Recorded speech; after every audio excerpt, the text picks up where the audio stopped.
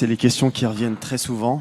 Je pense qu'elles vont encore revenir et revenir. Est-ce que l'islam est compatible avec la démocratie? Je pense qu'on ne parle absolument pas de la même chose.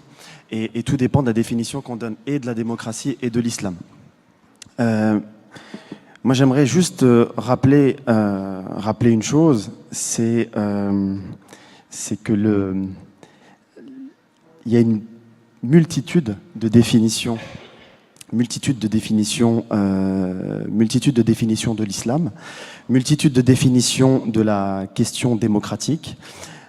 Aujourd'hui, je pense que la question, il faut la poser différemment, c'est comment finalement les citoyens français de confession musulmane peuvent s'épanouir dans notre démocratie. Je pense que c'est la question qu'il faut poser, non plus la question de l'islam et de démocratie. On les pense comme des notions abstraites qui ne sont absolument pas dynamiques, et on passe à côté des formidables dynamiques dont tu parlais tout à l'heure, Nadia, des gens qui, là, dimanche matin, sont en train de faire des maraudes, et on passe à côté véritablement de l'essentiel.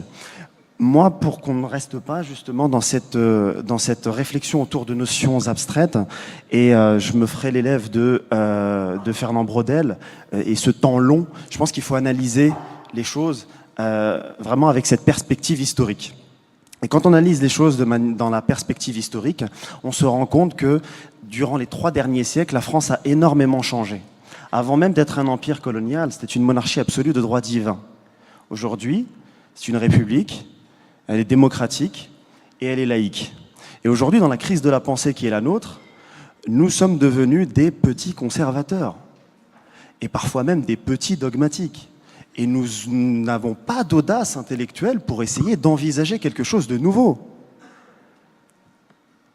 On est moderne à un moment donné, mais on peut très rapidement être un conservateur, celui qui conserve parce qu'il ne change pas sa perspective. Et aujourd'hui, je pense qu'il faut changer la perspective. La situation, elle est inédite.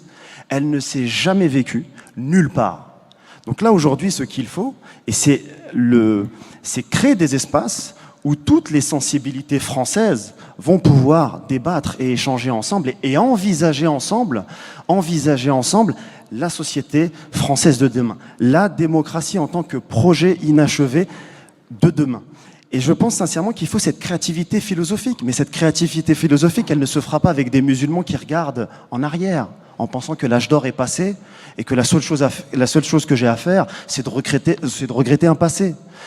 On ne va pas le faire avec des concitoyens qui ne partagent pas forcément ma confession et qui pensent que tout a été dit et que rien n'est envisageable après Montesquieu. Non, au contraire. Et le défi extraordinaire qui nous attend aujourd'hui, et je salue encore une fois l'initiative de Dominique Régnier, c'est de nous mettre autour d'une table, de nous inviter mutuellement et d'essayer d'envisager l'avenir ensemble.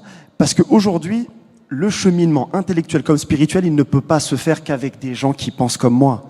Sur la question de la démocratie, sur la question de l'islam, il faut une éducation à la cohérence, une éducation à la responsabilité. On ne peut pas commettre et instrumentaliser toutes les religions.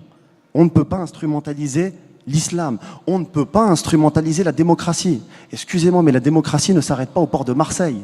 Quand il y a des peuples, des sociétés majoritairement musulmanes qui, dans des élections claires, avec des observateurs internationaux, quand on a des peuples musulmans qui votent pour des représentants, la moindre des choses, nous, en tant que Français, c'est de respecter tous les choix démocratiques, quand bien même ces peuples n'ont peut-être pas forcément voté pour le candidat. Et il faut respecter toutes les élections démocratiques, qu'elles se passent à Paris, en Palestine ou au Caire. Il ne s'agit en aucun cas de se diviser sur qui soutenir, le débat ne se situe pas là. Il y a une seule chose à soutenir, c'est le principe démocratique et d'accompagner toutes les sociétés à avancer dans leur processus démocratique. Je terminerai sur un dernier point. On en a plus ou moins parlé dans les tables rondes précédentes. C'est cette notion de croire ensemble. Aujourd'hui, nous avons besoin de fécondation spirituelle. Aujourd'hui, nous avons besoin d'avoir des citoyens, des humanistes, différentes philosophies, différentes religions, qui vont à un moment donné discuter ensemble, échanger, vivre ensemble. Et vivre ensemble, c'est comme M. Guerdonnet le rappelait tout à l'heure, il y a des défis communs. Toynbee en parlait, le grand philosophe de l'histoire. Toutes les civilisations se sont formées à partir d'un grand défi. Et aujourd'hui, le changement de perspective auquel j'appelle, c'est cette civilisation humaine qui est en train de se construire. Il y a